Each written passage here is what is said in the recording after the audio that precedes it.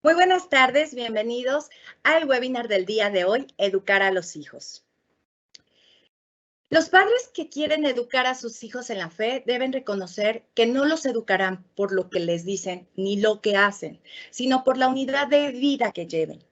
Por ello, tienen que referirse a los aspectos positivos, cultivar y orientar, y no a los aspectos negativos, que son los obstáculos que deben vencer las personas para conseguir el desarrollo integral. Mi nombre es Julissa López y estaré apoyando en la moderación en el webinar del día de hoy a nuestro ponente. Y quiero platicarles un poco más de él. Ricardo Morales. Ricardo Morales es licenciado en Ciencias Religiosas por la Universidad Salle de México, titulado con mención honorífica. Es maestro en Ciencias de la Familia por el Instituto Juan Pablo II y candidato a doctor en Humanidades por la Universidad Anáhuac, México. Conferencista nacional e internacional, ha impartido clases desde hace 26 años. Está convencido de la responsabilidad y el privilegio que conlleva la enseñanza sobre la fe en la sociedad actual. Está casado con Lucía, es padre de 3, Ricardo, Toño y Héctor. Ricardo, para nosotros es un gusto tenerte el día de hoy con nosotros. Bienvenido. Muchas gracias, Julie. Muchas gracias por la presentación. Para mí, con estos temas, pero me siento todavía más contento de poder estar el día de hoy con ustedes aquí en el equipo profesional de SM. La verdad es que estamos listos para poder iniciar, Julie. Adelante. Muchas gracias. Me da mucho gusto estar con todas las personas que están formando este equipo de SM para hablar sobre un tema tan interesante como lo es el educar a los hijos en la fe. Sí, es un reto constante el que tenemos que ir llevando a cabo a lo largo del día a día, ¿no? Y yo quisiera hablar con ustedes sobre este tema haciendo estos 4 pasos, hablando sobre una introducción al contexto actual, entender qué es lo que está pasando allá afuera, qué necesitamos saber para poder entender mejor el cómo podemos llegar a formar a nuestros hijos, algunas estrategias a seguir y finalmente llegar a las conclusiones. Entonces, no se diga más, vamos a pasar entonces a esta introducción al contexto actual. Lo primero que deberíamos de entender es que existen o hay dificultades, existen también muchas cosas, muchos recursos, muchos elementos para poder nosotros educar en la actualidad en la fe a las personas. Pero vamos a empezar con respecto al tema de las dificultades. Casi siempre nos fijamos más en el punto negro de la hoja blanca que en todo lo blanco de la hoja. Y entonces, bueno, vamos a ver de qué se trata un poco ese punto negro y ver qué dificultades tenemos a nivel internacional, nacional. Debemos de reconocer que a nivel internacional tenemos pues una cantidad de información y una cantidad de ideas diferentes, novedosas, que hacen que ya no sea tan sencillo mantener a nuestros hijos enfocados en uno solo de los temas. Y cuando hablamos del tema de religión, pues existen un sinfín de distractores. También a nivel nacional, como sociedad mexicana, nos vamos a encontrar con muchos cambios en donde ya no es el joven, el niño, nuestros hijos ya no son los mismos mexicanos que éramos nosotros y mucho menos los que eran nuestros padres o nuestros abuelos. Ha habido muchos cambios también en el ámbito de la familia. Las familias ya no son las mismas de hace unos cuantos años. El contexto familiar ha cambiado mucho. El decrecimiento poblacional a nivel mundial es un tema de reflexión y de estudio entre los académicos y los investigadores. Y también tenemos que en el día a día, pues tenemos que ir resolviendo, papá, mamá, problemas, circunstancias, obstáculos, retos, para poder ir brindándole a los nuestros lo mejor, ¿no? De tal manera que las dificultades las vamos a encontrar en estos tres ámbitos, pero sobre todo, con respecto al tema de la educación de la fe, poco interés sobre el tema, ¿no? De parte de muchas personas, de la sociedad actual. Vamos a encontrar poco interés de parte de nuestros hijos y de los amigos y amigas de nuestros hijos, ¿no? También vamos a encontrar ahí un enorme reto en donde la apatía, en donde el escepticismo y en donde la capacidad de asombro pues nos la trae enfocada en otras realidades, donde vamos a encontrar que transporte, a la mejor en las redes sociales, a la mejor en el videojuego, en fin, en tantas y tantas actividades que luego los jóvenes y los niños tienen en el día de hoy. Y no solo eso, sino que además nos enfrentamos a lo que esté por venir, ¿no? Esa sería un poquito reconocer que hay ciertas dificultades que no son tan sencillas de subsanar, entre otras muchas. Pero vamos a los datos duros. Vamos a ver los datos duros. ¿Qué nos dicen, por ejemplo, las estadísticas con respecto al tema religioso en general a nivel mundial? Quiero enseñarles esta lámina del Pew Research Center, en donde nos habla de qué tan importante es la religión para las personas. Y aquí podemos ver que el color azul muy marcado es que no hay un interés en la religión, no hay un interés. Encontramos que el color gris es que hay un interés pues, muy moderado con el tema religioso. Y el color hacia naranja es que hay mucho interés en la religión. Bueno, pues encontramos que en países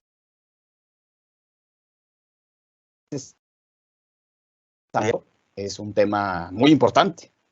Encontramos que Australia, China, Rusia y algunos países europeos no tienen interés en la religión. Pero lo más interesante es ver que Estados Unidos, que Chile y lo que más nos importa es que México tiene un interés muy moderado al tema religioso.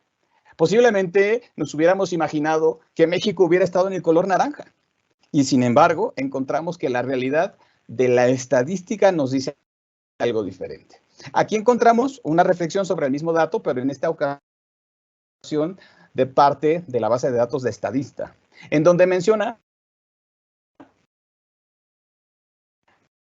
por qué es importante en sus vidas según un dato del 2017. Y encontramos que los países africanos, y ahí aparece Indonesia, asiáticos, la India, pues son en los que aparece algo importante la religión.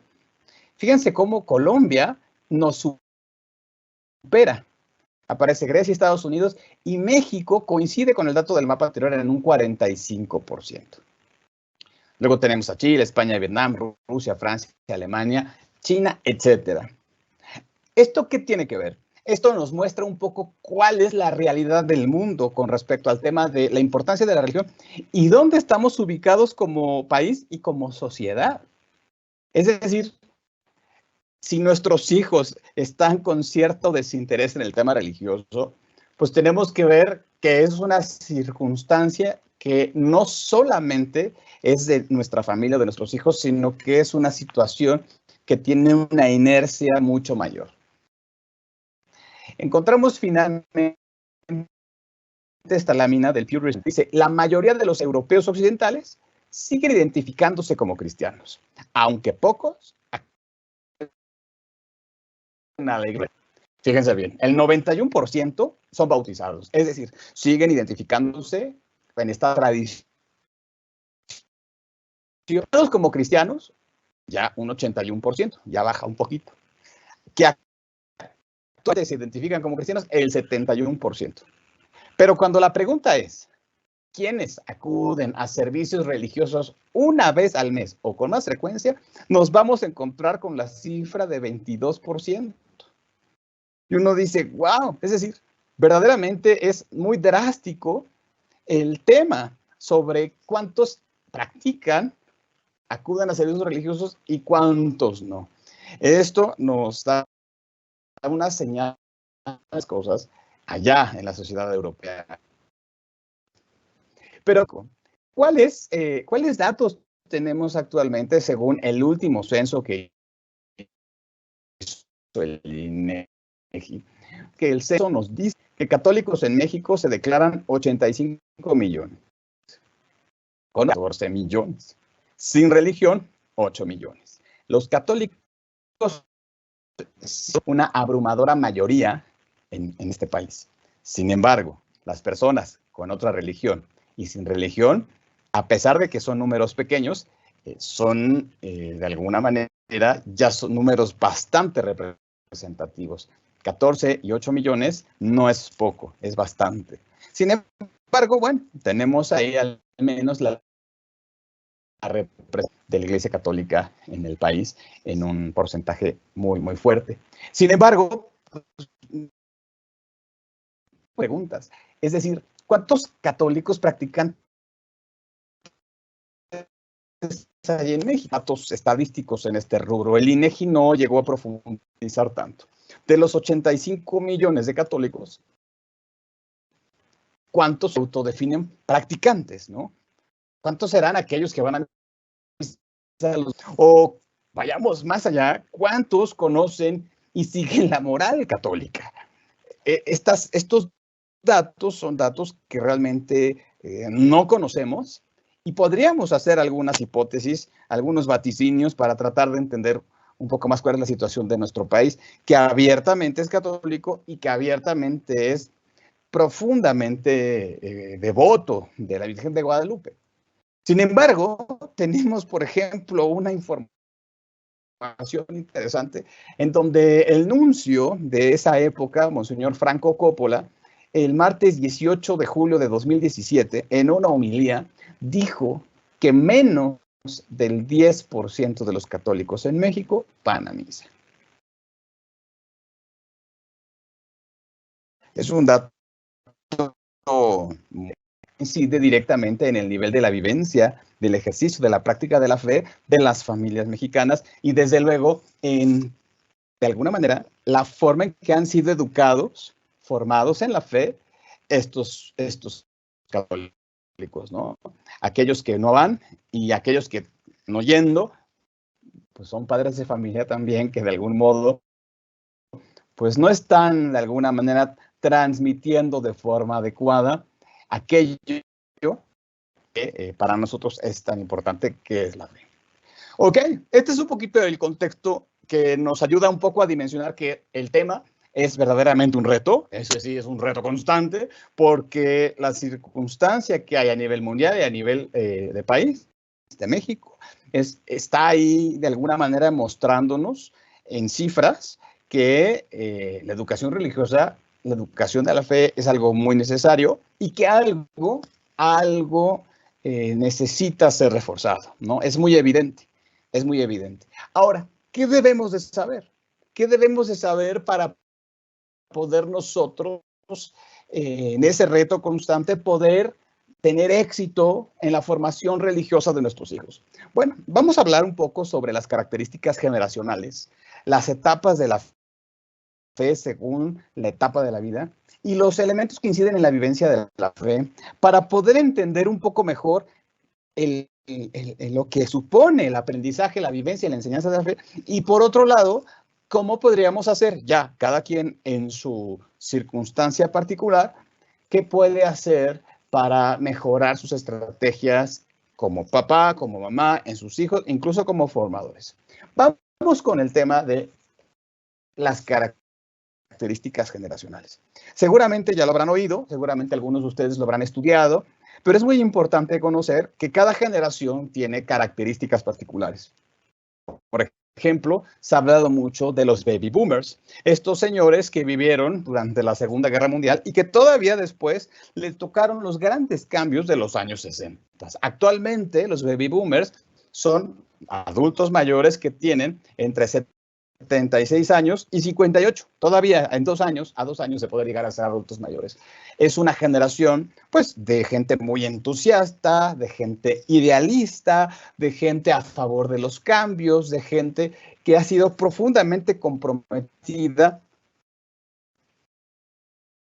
realizar de alguna manera o implementar aquello que se propone. Es una generación que, pues, quedó marcada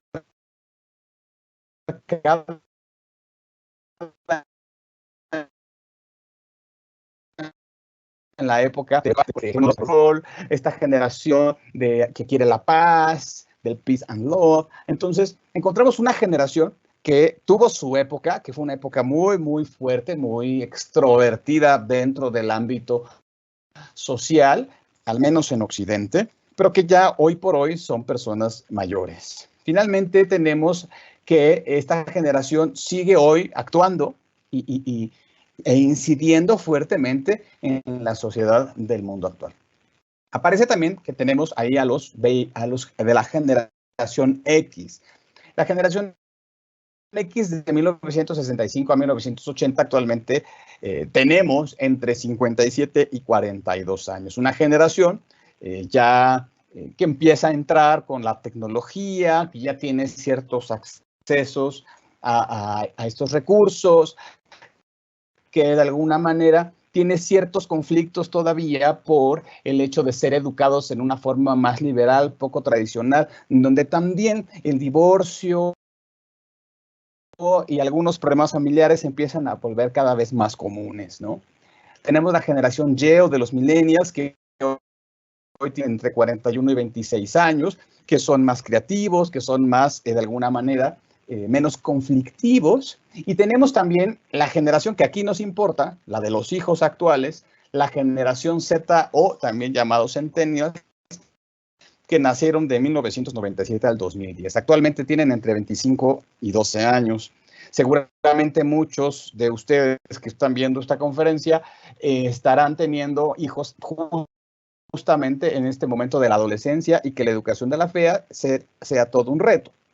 Por otro lado, ya aparece el nombre de la siguiente generación, que es la generación alfa. La generación alfa que nace del 2011 hasta posiblemente el 2025 y que tienen hoy de 11 años en adelante, ¿no? 11 años hacia atrás. Los niños que están naciendo el día de hoy serán también generación alfa. ¿Qué características tienen los de la generación Z o centennials y los de la generación alfa, que finalmente hoy son los que de alguna manera son el objeto de la educación, de la formación, de la educación en la fe y que son hoy el tema que nos está preocupando sobre de qué manera podemos educarlos de mejor manera en la fe? Bueno, debemos de saber que la generación Z o de los centennials son jóvenes sumamente creativos, son personas que tienden a ser demasiado flexibles y relajadas. Estas características son características generales. No significa que todo el mundo sea así. Desde luego, siempre habrá diversidad y habrá excepciones. Son personas que tienen la capacidad de hacer varias tareas al mismo tiempo. Ya están acostumbradas a utilizar la tecnología de manera nativa, desde que nacen tienen el acceso a la computadora, al teléfono, al celular, etcétera, y entonces tienen esta capacidad de hacer muchas cosas al mismo tiempo. Mientras están en la red social, están haciendo la tarea y están oyendo música y están viendo la televisión y además están oyendo a su papá o a su mamá que les está platicando alguna cosa. Entonces son multitarea y son nativos tecnológicos. Tienen un gusto marcado por el arte y la cultura, de manera especial por la música. En este sentido, los servidores de música de moda en la actualidad muestran que los principales usuarios de sus plataformas son generación Z o centennials. Por eso tenemos el dato de certidumbre de que son ellos los principales consumidores de música y por ello que tienen el gusto por esto. También hay que reconocer que son los más educados generacionalmente en este momento. En este momento son los que más educación has recibido en la historia. En el caso ya del mundo laboral, cuando pasan de los 18 años, tienen unas características particulares en donde encontramos que sí hay un trato personal de tú a tú que les gusta, a pesar de que están acostumbradas a utilizar la tecnología, les gusta tratar el tú a tú a las personas, tienden a ser demasiado exigentes en sus derechos, en sus salarios, quieren mucho, quieren muchas cosas, pero también nos encontramos con personas poco comprometidas en el ámbito de la empresa, en donde les cuesta trabajo ponerse la camiseta. Saltan mucho de trabajos, eso está causando un poco conflicto en el ámbito laboral, pero también son personas que quieren disfrutar mucho su vida, como que defienden mucho, de alguna manera, esta libertad y esta oportunidad que tienen a lo largo de su juventud. Y vámonos con la generación alfa. Esta generación de niños, todavía hay mucho por estudiar, todavía hay mucho por decir. Desde luego se parecen mucho a la generación anterior, en donde también van a encontrar más creatividad, van a encontrar espíritus muy inquietos, van a encontrar igualmente personas con esas capacidades multitask o multitarea. También van a ser nativos tecnológicos, pero aquí habrá que ver que la tecnología que se va desarrollando, ellos tenderán a absorberla y a usarla de una manera muchísimo más sencilla para ellos y más difícil cada día para los que somos más grandes, ¿no? Ellos podrán asimilarlo y aplicarlo de una mejor manera que todavía seguramente no sabemos cuántas cosas van a estar por venir. Igual un gusto por el arte, un gusto por la cultura, que es promovido muchas veces por las dos generaciones anteriores. Algo que es también consecuencia lógica es que en unos años será la generación más educada en la historia, ¿no? Y también tendemos aquí ahora que hoy por hoy es la generación con mayor información de la historia. Para bien y para mal, porque significa esto que todos hemos tenido una educación y hemos tenido acceso a cierta información. Pero tenemos información hoy todos, las nuevas generaciones, todas las generaciones que vivan ahora, el acceso a esta información. Sin embargo, la capacidad de poder absorber esta información en los niños es superior. Aunque ustedes y yo tengamos esta capacidad de absorber y de tener acceso a la información, en los niños tendrá una sensibilidad y una potencialidad mucho mayor que la que podemos tener nosotros. Una retención mayor, un entendimiento mayor, de tal manera que habrá que ver cuáles son las consecuencias de eso. Otra cosa que habrá que también entender para conocer mejor la educación en la fe de nuestros hijos es entender que existen unas etapas en el desarrollo de la persona. Estas etapas del desarrollo de la persona, el bebé, el niño, el adolescente, el adulto mayor, pues tiene características muy específicas según la etapa del desarrollo en la que se está. El tipo de madurez que hay en cada etapa influye en la forma en la que vive, en la forma en la que piensa, en la forma en la que decide. Y desde luego, cuando estamos hablando de la educación en la fe, pues hay que entender que según la etapa en la que se encuentre, va a tener características, va a tener fortalezas y áreas de oportunidad en las cuales nosotros podremos incidir de mayor o mejor manera. Las etapas que nos importan a nosotros es la del bebé, la del niño y la del adolescente, en este caso, ¿no? Hay que entender que el bebé, pues no estamos hablando en el sentido estricto de una fe plena, pero sí en la sensibilidad y en la capacidad de ir absorbiendo lo que el día de mañana podría llegar a ser una fe plena y una fe madura. ¿Por qué? Porque tiene las capacidades de absorber el conocimiento que hay a su alrededor. Esta comparación que se hace de manera coloquial, en donde se menciona que parecen esponjitas que absorben todo. Pues sí, hay esta capacidad de absorción del conocimiento que hay alrededor, tienen una alegría natural, una inocencia natural, y desde luego que van a ser sumamente sensibles al entorno en donde se están desarrollando, incluyendo todo lo que significa símbolos y vivencia religiosa. Si hay crucifijos, si hay imágenes de la Virgen, si hay imágenes de los santos, si hay una Biblia, si hay un rosario. A lo mejor en ese momento él no entiende qué es eso, pero va en su sensibilidad a ser algo cotidiano para él. Y si la familia, los padres rezan o no rezan, tienen una vida sacramental o no la tienen, van a la misa o van poco o no van, todo eso va a ir influyendo de alguna manera en el entendimiento pequeño y que va iniciando del bebé. Pasando a la forma de creer en el caso de los niños, sí tenemos aquí que decir que el niño necesita de la enseñanza básica. Aquí ya tenemos que hacer una instrucción religiosa y los padres y los formadores tendrán que irle dando los elementos básicos y tiene la capacidad de hacerse las primeras preguntas fundamentales sobre la fe. ¿Quién creó todo? ¿Por qué existe todo? ¿Si existe Dios o no existe? Si quiere, ¿alguien creó a Dios o no lo creó? ¿Por qué la muerte? ¿Por qué el dolor? ¿Por qué el bien? ¿Por qué el mal? Estas grandes preguntas existenciales ya se las hace un niño de entre 5 y 6 años. Ya le cuestionan y quiere saber por qué. Necesita argumentos, pero desde luego la capacidad es una capacidad limitada y por lo tanto los argumentos tendrán que ser muy sencillos. Muchas respuestas naturalmente quedarán en la insatisfacción de que no entiendo del todo o me falta todavía saber más. Es natural y así sucede hasta en el adulto mayor.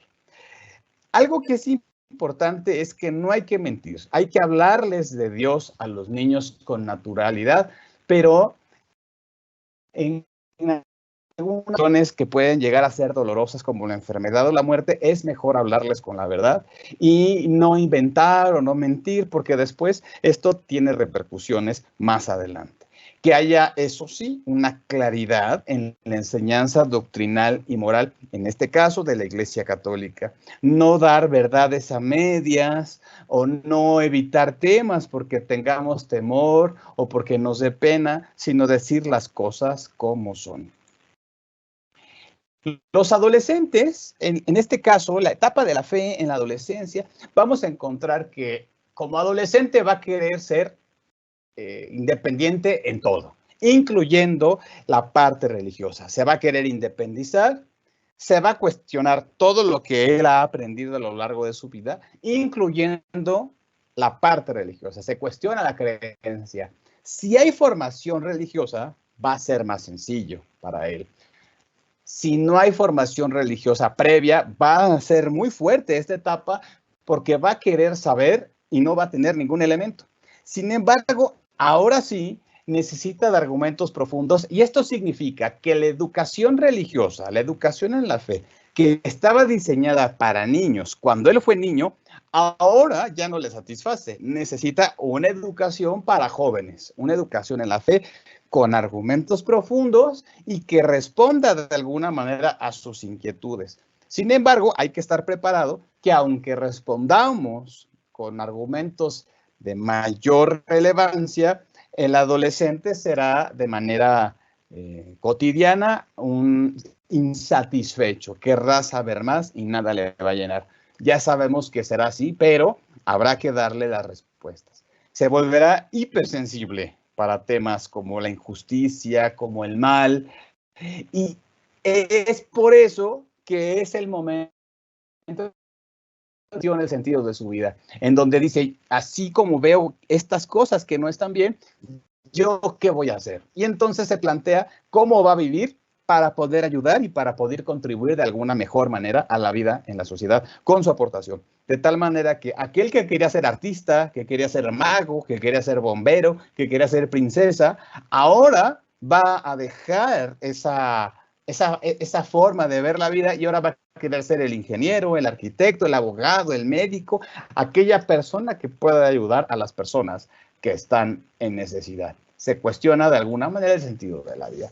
Esto sería un poquito lo que habría que entender sobre las etapas de la fe, del bebé, del niño y del adolescente.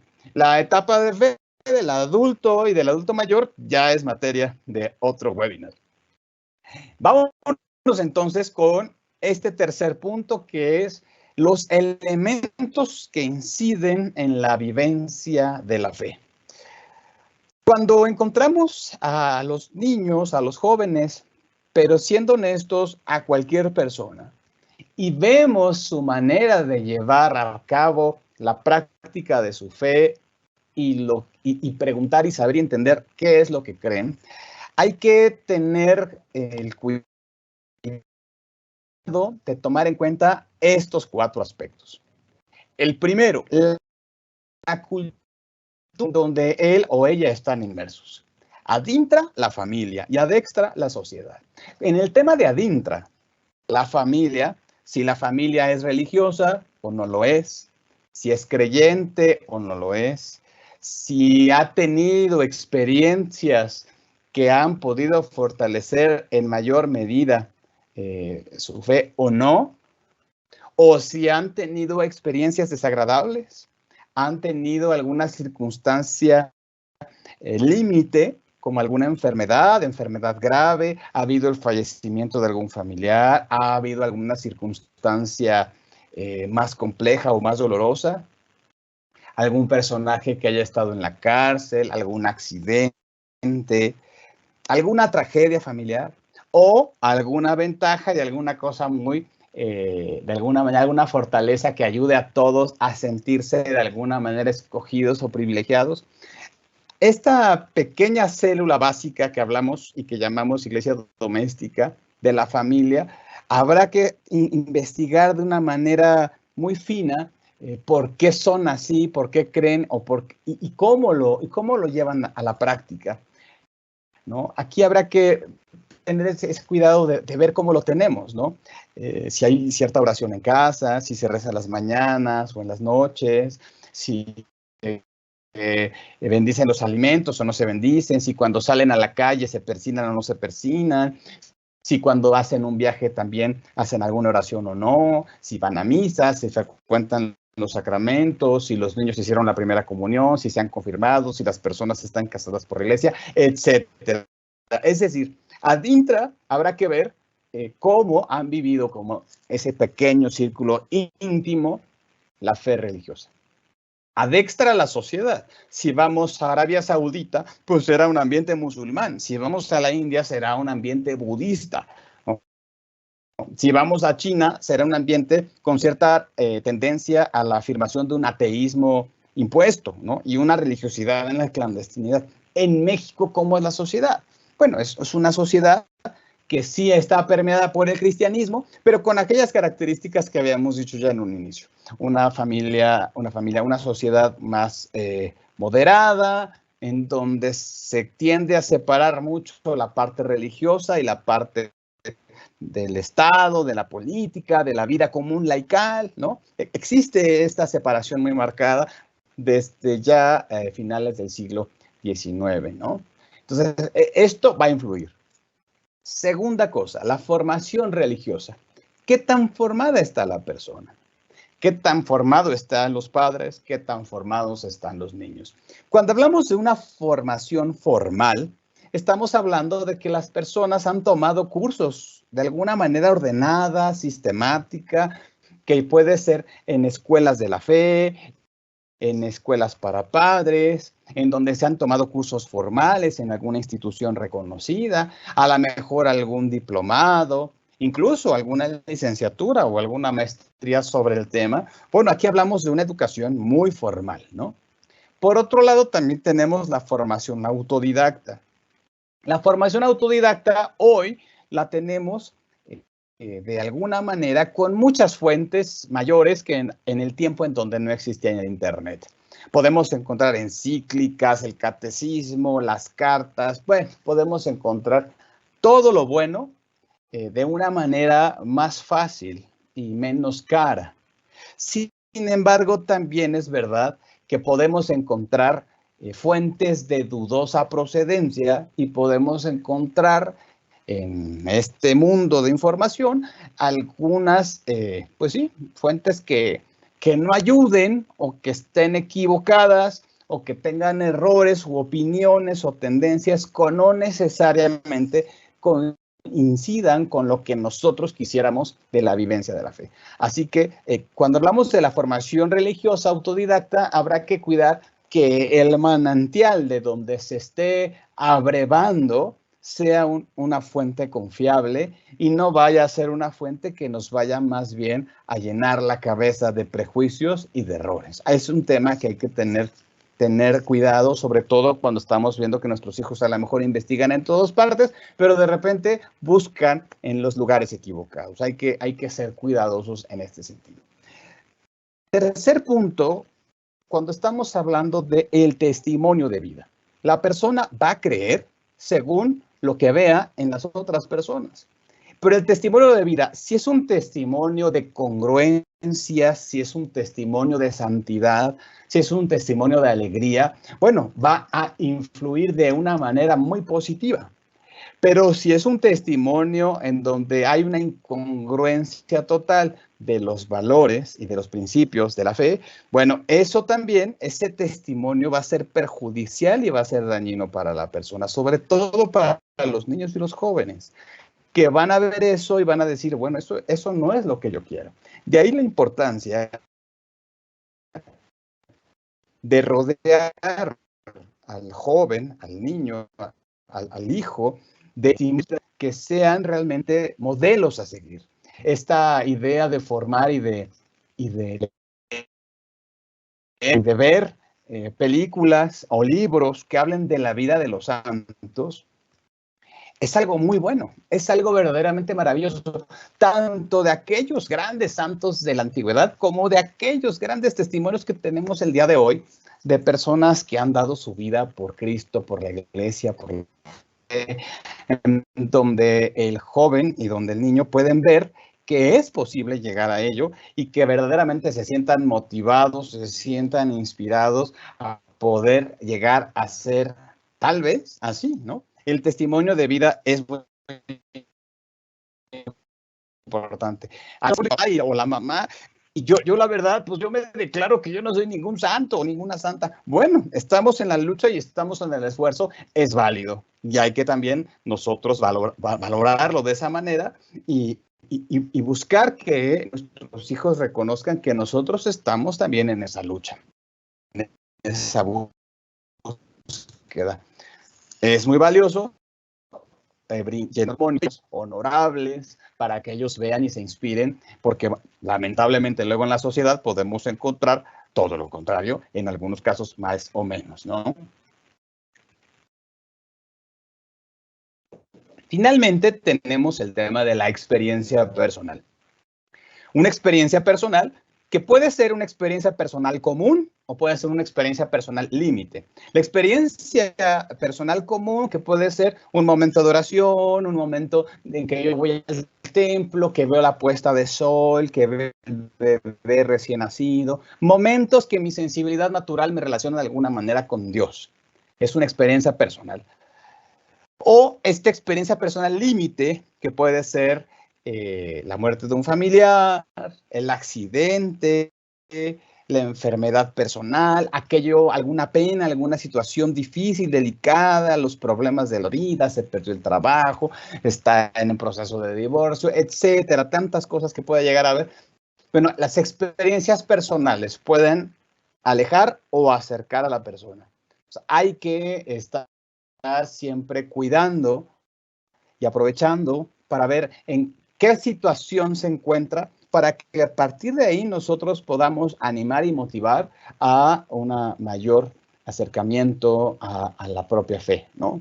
Y que sea tan prudente si están en circunstancias delicadas o que sea muy fuerte, muy poderosa cuando veamos que están en un momento verdaderamente de ventaja y de esplendor, ¿no? Yo creo que es muy importante en esto considerar los 4 puntos.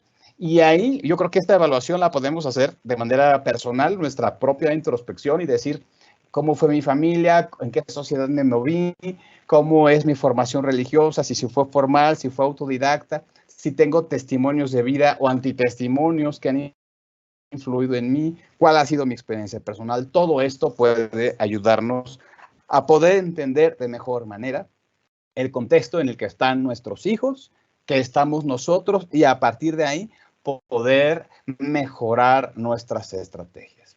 ¿Cuáles son algunos de los tips posibles? Desde luego hay que aclarar que no existen recetas que se puedan ejecutar así, tal cual, ¿no? Cada familia tiene su propio estilo de educación. En cada lugar, en cada parroquia, hay un programa de catequesis único. En los colegios religiosos hay planes de formación que ya están establecidos. Lo que hay que hacer es de qué manera nosotros podemos adaptar y mejorar lo que ya tenemos en este caso, ¿no? Y lo que no puede faltar son estos 4 puntos que debemos de incentivar en la familia, en nuestros hijos, que es primero la vida sacramental, ¿no? Si verdaderamente queremos educar en la fe a las personas, pero en este caso a nuestros hijos, pues tienen que ver que nosotros tenemos esta congruencia, en donde decimos vamos a misa y vamos a misa, en donde decimos hay que confesarse y nosotros nos confesamos, en donde decimos vamos a comulgar y sí comulgamos. Debe de haber una vida sacramental. Este ejercicio de manera cotidiana que va formando de alguna manera los hábitos de nuestros hijos. Segundo, distingo de la vida sacramental la vida de oración y de piedad en casa. Lo que les comentaba, esta oración en la mañana, en la noche con ellos antes de dormir, ¿no?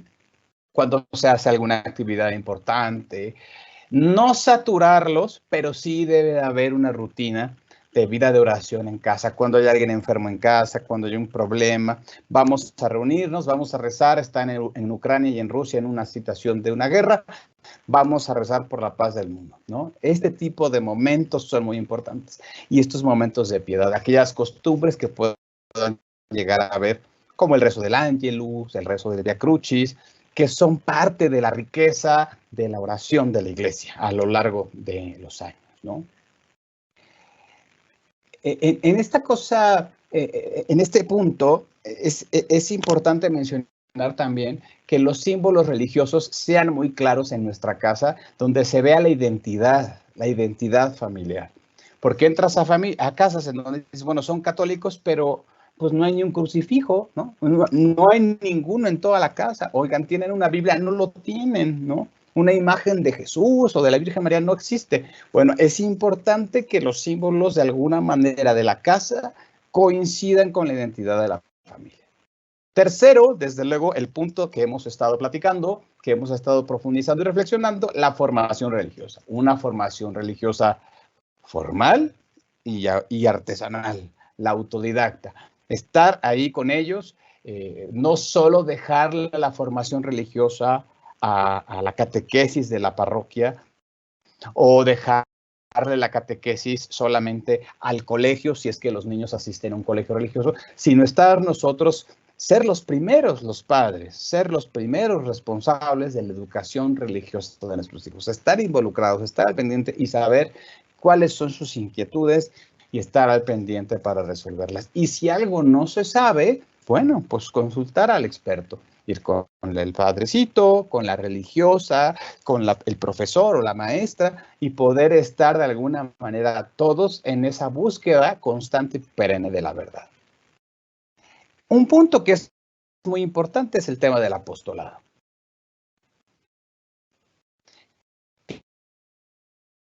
Que el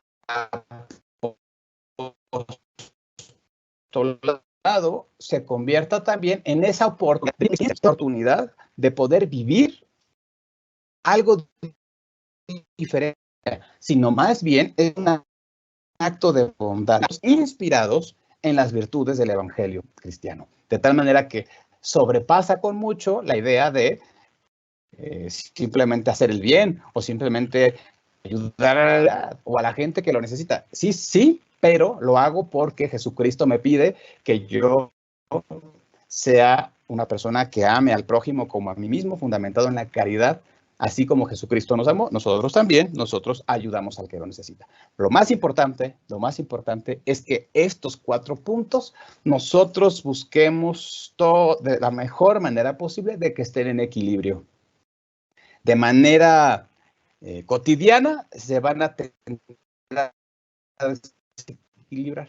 A algunos nos va a gustar más la vida.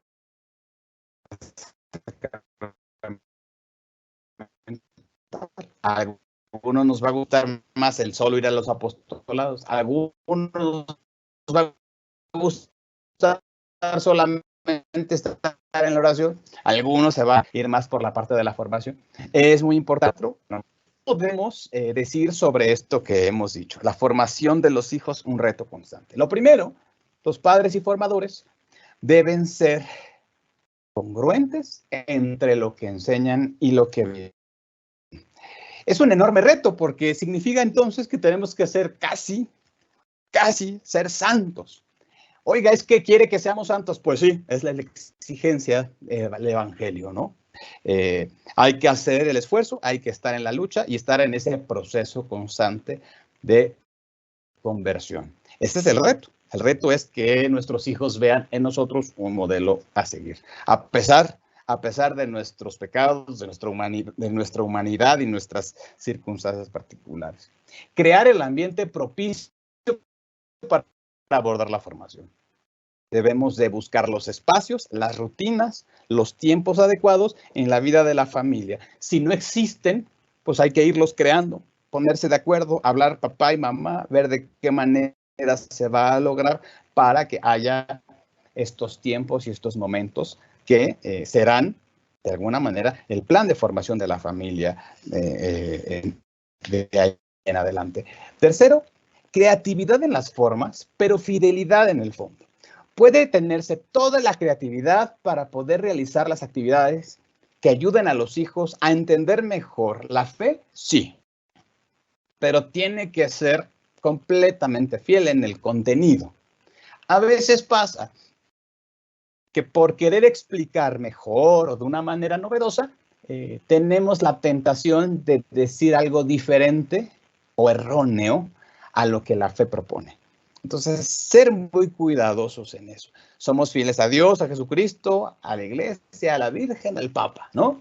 Bueno, pues que eso se note y que sea de una forma muy clara, porque de manera fácil podríamos caer en algún error y inculcar el error en nuestros hijos, que es lo que no queremos. Perseverancia heroica. Porque a veces pasa que dice, bueno, es que yo ya le dije, es que yo ya le enseñé, yo ya lo regañé, yo ya hice todo lo posible, pero no me hace caso, o un tiempo sí y ahora ya lo dejó, ya no sé qué hacer. Bueno, la perseverancia heroica es todos los días,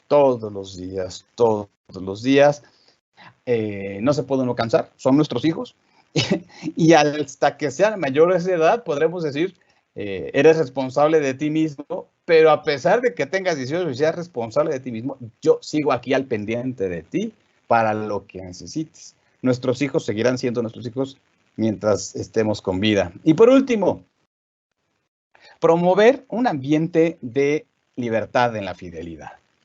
Es decir, ser fieles al Evangelio, ser fieles al mensaje de Cristo, ser fieles a la Iglesia, pero que se promueva este ambiente de libertad en cuanto a que se es responsable cada uno de la propia salvación, de la propia fe, de la propia religiosidad que uno pueda tener y que no se maneje tanto por el tema de lo tengo que hacer porque me lo dice mi mamá, porque me lo dice mi papá o porque no me queda de otra o por que haya ciertas actitudes de imposición o de autoritarismo de parte de la casa. Estos defectos tienden a que cuando el hijo se libera de ellos, deja las prácticas que eran impuestas. Entonces, hay que entonces procurar que sean hábitos que vayan tomando los hijos por sí mismos, irlos supervisando, pero que ellos se sientan en este ambiente de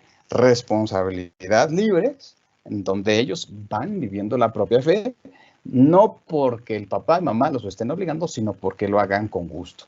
Estos son algunos tips que nos pueden ayudar. Espero que que les haya ayudado, que les haya abierto un poquito alguna puerta, alguna luz, cualquier cosa.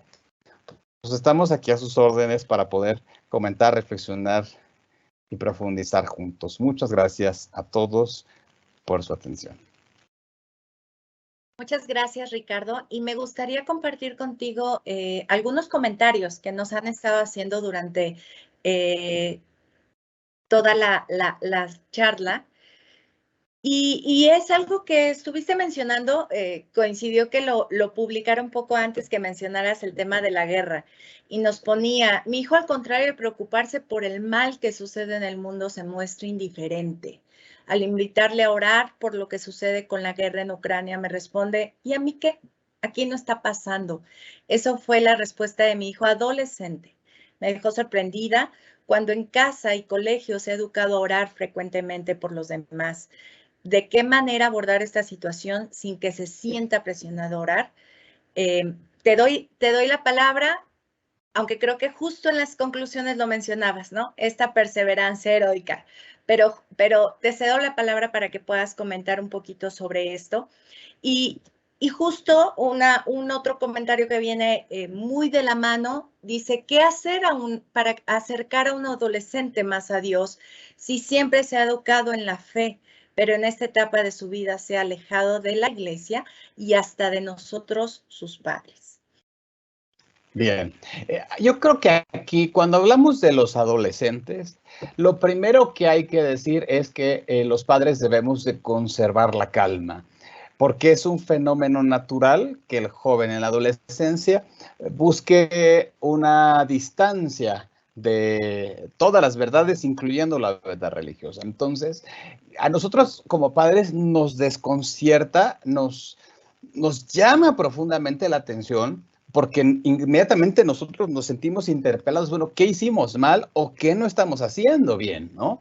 Entonces, la primera, uno se cuestiona. Y segundo, el gran temor, el gran dolor que uno siente como madre y como padre de ver al hijo que esté en la posibilidad de cambiar o de rechazar aquello que para nosotros es tan importante. Entonces, primera cosa es guardar la calma porque es un proceso normal. Segundo, por la misma naturaleza de la adolescencia, el joven va a rechazar cualquier cosa que le digan los papás. Entonces, aunque no lo piense así, es decir, te va a decir que no, aunque dentro de sí diga que sí. Oye, ¿te interesa esos temas? Y nada más porque viene de ti te va a decir, no, papá, no me interesa. Mamá, esto me molesta. Incluso puede llegar a ser grosero, prepotente y cruel con sus padres y decirle, no solo no me interesa, papá, y te agrede y te ataca. Y entonces uno se siente, primero, herido y segundo, frustrado por todo el esfuerzo que se ha hecho en una vida. Decir, bueno, toda la vida que yo le enseñé y ahora parece que no cree nada, ¿no? Bueno, calma. Es parte del proceso natural. Tengo 25 años dando clases a jóvenes y el proceso siempre es el mismo. Este alejamiento que paulatinamente, cuando va llegando la madurez, el joven va asentándose y va retomando de manera gradual la paz interior y las creencias y los valores que ha tenido desde la enseñanza más antigua. Les cuento, les quiero compartir rapidísimo. Es un caso extremo, ¿no? Es el caso que siempre pongo de ejemplo por lo radical del asunto. Cuando yo tenía en la licenciatura, en los primeros semestres, un chavo joven, fuerte, con su melena, con su barba, con su chamarra de piel, con su tatuaje, conquistador, borracho, drogadicto, llegaba tarde. Bueno, era todo un fenómeno y además era ateo, ¿no?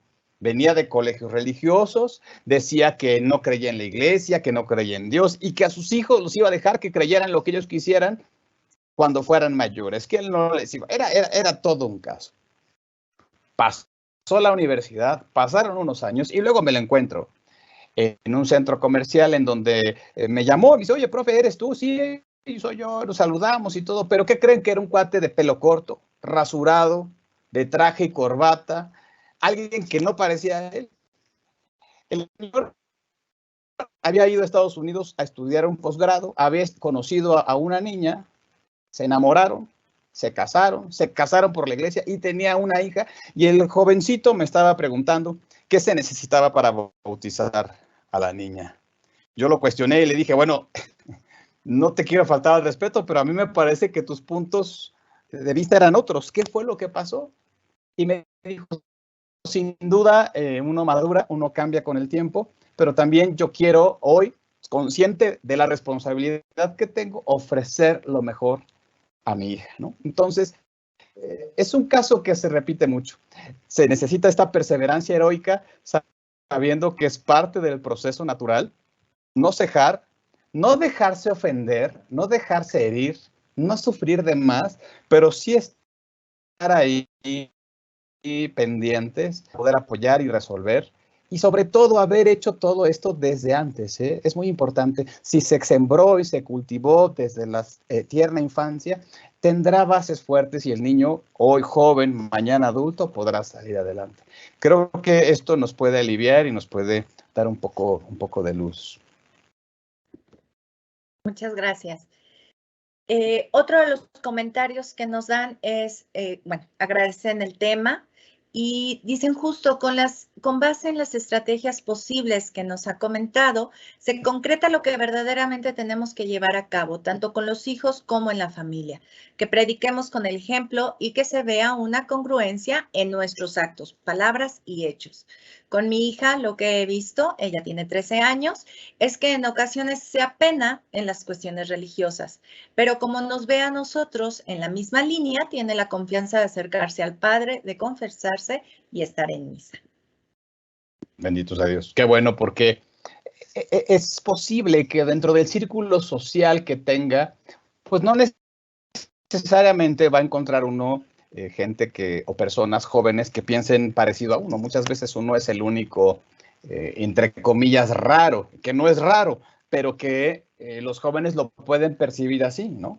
Entonces puede ser que haya un poquito de inseguridad, es natural, pero qué bueno que hoy por hoy ella sigue practicando, sigue con ustedes y de alguna manera, pues habrá que ir acompañando para dar seguridad y para fortalecer de alguna manera que ella se mantenga firme, ¿no? El día de mañana encontrará seguramente personas que y en la formación, sobre todo de la propia familia, pues irá atendiendo más elementos, familias que ella, con la que pueda compartir y que de alguna manera se puede, esto es una estrategia interesante, ir formando redes con familias que piensen semejante en el tema de la fe a nosotros. Esto nos puede ayudar porque tendremos a los esposos, a las esposas, a los hijos que puedan de alguna manera ahí también crear esta contención, ¿eh? Yo creo que este consejo también es muy bueno en la idea de poder ir formando de alguna manera esta red, ¿no? Muchas gracias. Nos preguntaban algo que ya has dado respuesta, pero no quiero dejar de mencionar la pregunta, es ¿cómo se puede ser perseverante sin caer en la disciplina estricta y que uno encuentre esa vocación también? Creo que justo ahora que comentabas el ejemplo del chico de la licenciatura, diste muy buena referencia a esto, pero bueno, no quería dejar sin mencionarlo y si quieres comentar algo al respecto. El arte de la educación, tanto para los padres como para los formadores, es a veces apretar, a veces soltar. Otra vez apretar, otra vez soltar. Ese es el arte. Porque no puedes vivir todo el tiempo apretando, porque entonces vas a crear un daño. La disciplina es buena, pero con tacto. No puedes vivir en un cuartel militar con los hijos porque van a sufrir. Y nosotros no queremos que sufran, nosotros queremos que sean felices. Y queremos que la disciplina tenga en ellos un impacto que les beneficie en la vida y no que queden afectados o dañados por nuestra forma de ser. Creer que estamos haciendo el bien, pero tampoco podemos dejar hacer lo que ellos quieren, ni tampoco cumplir sus caprichos o como sucede mucho hoy en día, que papá y mamá se pongan al servicio de todo lo que nuestros hijos quieran. Entonces, no, conservar en ese sentido la sana autoridad de mamá y de papá. A veces uno tendrá que poner un poquito de más disciplina, negociar un poquito en lo que no sea tan importante, pero seguramente tendremos muchos puntos que son irrenunciables. Es decir, esto es lo irrenunciable, así es esta casa, estas son las reglas. En esto que sí podemos negociar en algunas cosas y habrá cosas en las que finalmente nosotros no tengamos también que darle mayor importancia. Decía San Juan Bosco, tiene esta frase muy famosa en la teología, que dice, suaviter in forma, fortiter in re, que significa suave en la forma, pero muy fuerte. Que las cosas más importantes sean aquellas en las que nosotros podamos verdaderamente mantenernos firmes. Pues es un pequeño consejo, ¿no? Pero bueno, finalmente en la práctica no es tan sencillo. Es todo un arte, yo sé. Pedir mucho en la oración la gracia de Dios para que nos ilumine también. Así es. Pues agradecerte. Nos han pedido algunos libros sobre este tema que puedas recomendar. Igual y lo que podríamos hacer es que después a quienes han estado el día de hoy nos puedas hacer como esta recomendación y nosotros se las estamos compartiendo posteriormente, ¿no? Sí. No sé si tengas algún título muy presente que quieras comentarlo y que sea pues de utilidad para continuar en este tema.